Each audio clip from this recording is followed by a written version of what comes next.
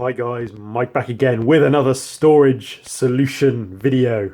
I call them storage solution videos. I mean, it's my solution. Might not be your solution, but it's how I like to store my games. It pleases me, makes me happy, and I spend hours creating these kind of solutions, for me at least anyway. The game on the table today is Arkham Horror, the card game, which is a new-ish release from Fantasy Flight Games, which reimagines the Cthulhu mythos of H.P. Lovecraft, basically. Fantasy Flight Games have got a few games out that what's the word? That use this theme. So I think the first one, or the big first one, was Arkham Horror, which is a huge game. You've got the core game, you've got 5, 6, 7 big box expansions, and the same again of small box expansions. It's absolutely massive. They've stopped producing content for it. It looks like haven't released anything for it for ages now. I used to own it, got rid of it all. It was huge. You couldn't fit it on it. You needed such a big table to play the game in its entirety, and it took so long to set up. It just became too arduous, and it never got played. So I got rid of that. Then they kind of reimagined Arkham Horror in the form of Eldritch Horror, which is, again, same sort of thing, really. But you travel around the world instead of being kind of ensconced in Arkham and the surrounding area of that fictional town in Massachusetts. You travel the world. You travel the world trying to defeat the Great Old One. So, and again, that's a big game that they've released several big box expansions and several small box expansions, but it seems more manageable. The setup time is much, much less, even though there's a lot of content for it. Then there's Elder Sign, which, again, if you search my videos, if you're interested, if you search Eldritch Horror, Elder Sign, you'll see storage videos for that as well. Elder Sign is kind of Arkham Horror Light, Eldritch Horror Light, where it's very card driven and dice chucking, basically. So you need to kind of meet the requirements on the card by throwing dice and getting the right symbols. So again, it's a little bit less thematic, I suppose, but it's good fun. It's a good fun game, and it's quick. So then we've got Arkham Horror, the card game. It's an LCG, living card game, and it seems really popular at the moment. And I think it's just going to run and run and run. If you look at things like Lord of the Rings, the card game, which is also an LCG, you can buy the core game to start off with, and you get a few scenarios. In this particular one, you get 3 scenarios. You get 5 investigators. You get Investigator Cards, which are made up of skills, assets, and events, which you then create a hand of cards, and then using that hand of cards, you try and defeat the scenario. And in this core set, you get 3 scenarios, which is 1 campaign, effectively. So you play all 3 scenarios. They're all linked. You can play them as you want to play them, but the idea is that you select your investigators, you play scenario 1, which follows on to scenario 2 and 3, and then you get a result at the end. What will happen is that there are going to be loads and loads of expansions for this. It's like I say, it's going to go nuts. So you get the core game, and that's it.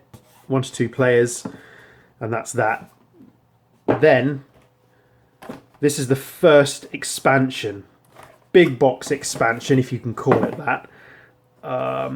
But it starts the next campaign, if you like. So, like I said, in the core set, you get a campaign of 3 scenarios, and then in this one, you get a campaign of 2 scenarios. But then attached to this core game, they release mission packs. So again, in these big boxes, you get 5 more investigators and a campaign guide, effectively, for the missions that are in this box. And then every month or a couple of months, they'll release the next scenario. And I understand that they're going to release 5 or 6, can't remember, 5 or 6 additional scenarios that are part of the Dunwich Legacy. So there's going to just be cards and hundreds and hundreds of cards, and then I suppose after that cycle is completed, they'll release another big box expansion and then release the packs that go with this. So to play those mini expansion decks, you need this, and to play this, you need this. So if you get into it, they basically got you over a barrel. If you want to play all the cycles, if you want to play all the mythos cycles is what they're calling them. Anyway, while we're here, these boxes are clearly useless for storing anything. This is a flip lid one. Can't store anything in there. Not satisfactorily anyway. And this box is one of the Fantasy Flight Games small boxes, so the cards don't fit in this box. So we've gone back to eBay to buy one of these boxes. I'll put the link in the description. This box measures 40 centimeters by 30 centimeters by 10 centimeters. It's plain pine. That's all they had. My other boxes, I've managed to get kind of a stained wood effect, but they only had the plain pine one in stock at the moment. So that's fine. I mean, you know, as long as it's the wooden box. I mean, I might stain it in the future, but who knows. So nice little clasp. I like these wooden boxes, hinge wooden box, and with kind of eldritch elder sign Cthulhu mythos within it. I really think it's thematic. Anyway, so this is my storage solution at the moment for Arkham Horror the card game. So what we've got is, you've seen this kind of thing before, so we'll just tilt this a minute. So in the box lid, I've just used again 5mm foam core, cut it to shape and size, and I'm there's quite a bit of room in there, keeping all of my rule books and stuff in here. So with the core game, you get the Learn to Play book and the rules reference, which is pretty standard for Fantasy Flight. So this teaches you how to play it, and this has got all the rules in it that you need to refer to when you play your first few games, because you don't know what certain things do or certain things mean. And it's, you know, it's okay. I mean, I think when you read the books, it's a little bit overwhelming, but when you start playing the game in conjunction with reading the books, and I like to do a couple of sort of trial runs with the books, and it becomes quite intuitive. Actually, it's quite good. So I've got my learning books. in the first game, you get the campaign guide 2. So the first campaign is called Night of the Zealot. Tells you how to set it all up, and like I say, within it you get 3 scenarios. So the Gathering, followed by Midnight Masks, followed by the Devourer Below. So we've got lots of these bits in red. Do not read. And you only read them when you reach a certain resolution of the scenario, depending on what that resolution is. Some resolutions are more positive than others. But you sort of play the campaign, you keep all your cards, you keep all your resources, and you just keep playing through until you die, effectively.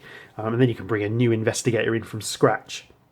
So with the Dunwich Legacy, you get another campaign guide. So this sets up the next one. And you get 2 scenarios in this one. So you get scenario 1A, extracurricular activity, lots of do not reads, and then 1B, the house always wins. And then we've got an interlude of Armitage's Fate, and then what next? What next is that it can be played as a standalone mode, or you can buy additional campaigns, basically, which is what happens next. So that's the Dunwich Legacy. And then the first Mythos pack, which is attached to the Dunwich Legacy, is the Miskatonic Museum. So you get like 60 cards or something, which gives you the next scenario, which continues this campaign. So there, like I said, there'll be 5 or 6 of these, and that will finish the Dunwich Legacy campaign. And then a new box will come out, and then there'll be a new campaign. So it's all, you know, it kind of makes sense. So this is my storage for it at the moment. Like I say, it's all cards, effectively. So what I've done, we'll come back to the little tray thing in a sec. What I've done is split the box. So I've lined it with just black card, just so it's not a wood finish, just so the cards don't get caught on the wood. So I've created a cardboard lined box, basically. I've got my play mats in here, so they unroll.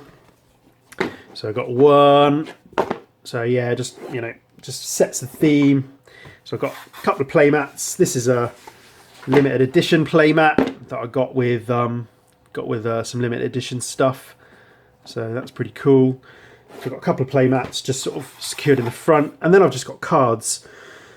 So in in this sort of channel, we've got all of our investigators, and we've got all of our investigator cards, which are, like I say, made up of assets, skills, and events. So we can take a look at one investigator that I'm playing with at the moment, which is Roland Banks, the Fed. So he's got certain skills, and he's got a deck of cards, basically, which I've accrued and earned or purchased with experience from finishing the first campaign. Basically, I succeeded, or I finished the first campaign from the core set. So that's what he's left with, and I want to keep him built up so I can continue with him into the next campaign of the Dunwich Legacy. So all of my investigators are in here. I've just got these blocked off with bits of foam core at the moment that are sort of really stiff, so the cards don't flop about. Then in this channel, I've got all of my scenarios, basically. So I'll show you what they look like. So in the first scenario, we've got the Gathering, which is our first scenario from the core set. So that's our first scenario, which gives you kind of a reference card, and it gives you, what you need to do to win. It gives you different locations and stuff. So that's just one scenario, and you build your deck basically to play the scenario.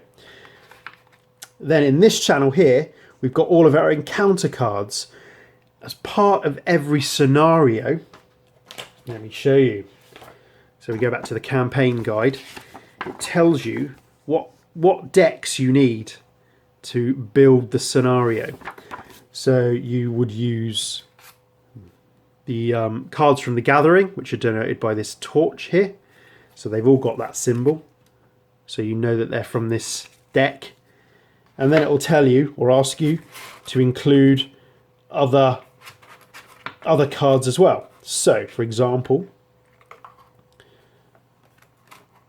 we've got the rats, which are denoted by this symbol here. So we've got 3 rat cards, and you'd include that in your encounter deck, and you'd shuffle them all up, and then as you play the game, you encounter various things as you go through. So there's lots of different categories. So we've got, for the base game, we've got lots of agents of the old ones, and ancient evils, and chilling cold, and ghouls, and dark cults, and locked doors, and night gaunts, and rats, and striking fear. So, and with the big box expansions, you get more of these encounter cards that you then feed into the encounter deck to make your campaign a challenge, if you like. So we've got the 3 encounters for the core game, and then we've got the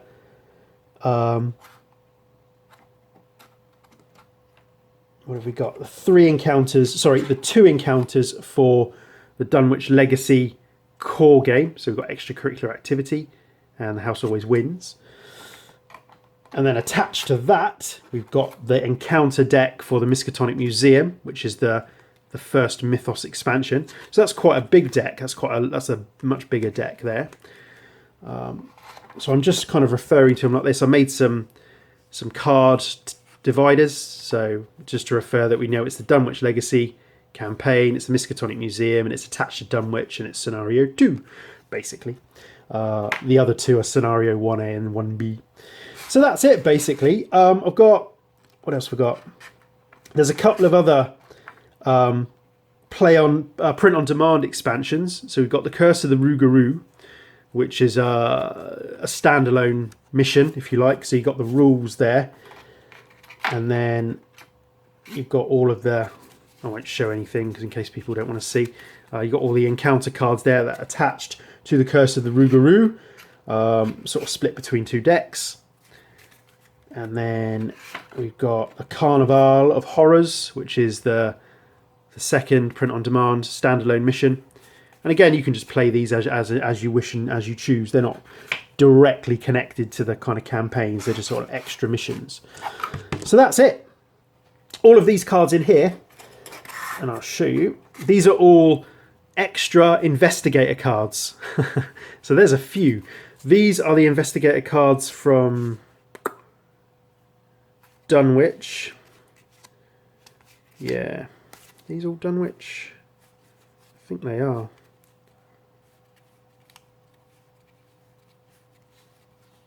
Yeah, these are all the investigator cards from the from the Dunwich Legacy box, which I'm not going to feed into my other Investigator cards until I reach that point, until I reach that part of the campaign, so I can add these in as I want to. So I'm just keeping these to the side just so I don't get mixed up. But I will ultimately end up mixing up all the cards once I've kind of into the campaign. You don't get this, but you need a little bag to draw your tokens, and that's it basically. So we've just got another little tray here that I used to hold my tokens, and again just made this as I do out of foam core with a cardboard base. So we've got horror tokens and health tokens and clue tokens, which are double side as doom, and resource tokens. And then we've got our chaos tokens, which are a little bit which I've pimped up basically. These are used to see if you're successful in skill tests effectively. And I bought some coin capsules that people use who collect coins to hold their coins in. So these are 26mm ones, because these go in a bag and they all get, you know, kind of tossed about and stuff. I wanted to protect them, so I put them in a coin capsule and they press seal, and you know, just to pimp the game up a little bit.